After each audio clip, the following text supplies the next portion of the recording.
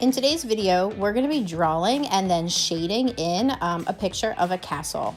So to start, I like to make a basic rectangle or square and then build the other parts of my castle off of that.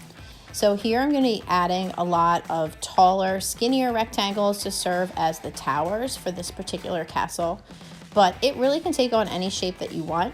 I suggest taking a minute and looking at some photographs of real castles to give you some ideas of some of the shapes that you can make.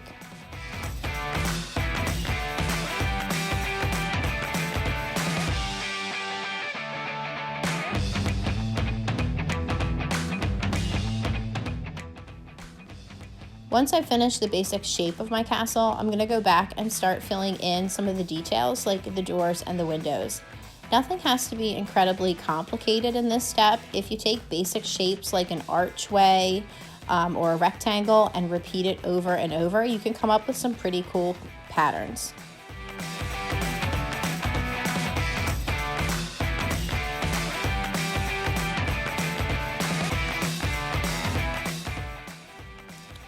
Next, I'm going to trace over my drawing with a fine tip Sharpie marker.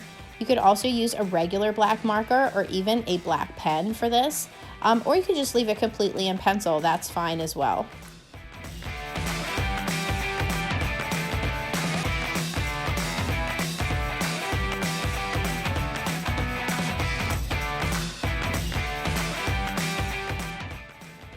Now I'm going to start shading in my castle, and to do this I'm just going to be using my regular number 2 HB pencil.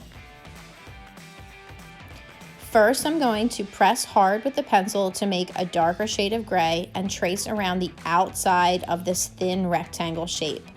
Then to fill in the center of the rectangle, I'm going to be pressing lighter to make a lighter shade of gray with the pencil. So I'm going to repeat that process for each of the different parts of my castle. First, going around the outside of the shape, pressing hard to make a darker tone of gray.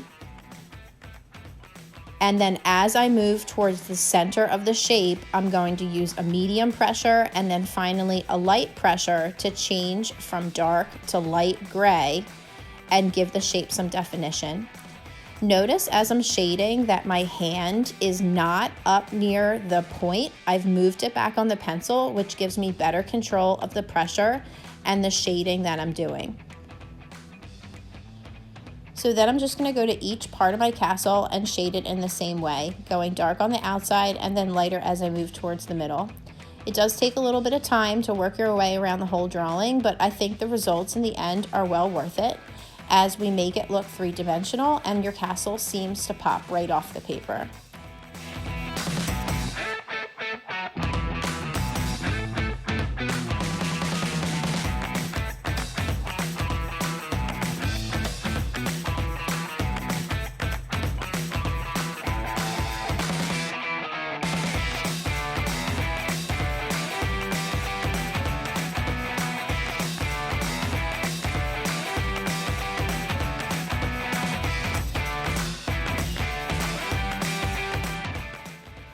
Now if I want, I can grab some colored materials to start adding little pops of color to the background and to the details. So I'm going to be using colored pencils. You could also use markers or crayons or a combination of materials, even some watercolor paints for the background. Really whatever you have available to you at home would look great. All right guys, so have fun with this. I hope you enjoy your drawing and I can't wait to see what you come up with.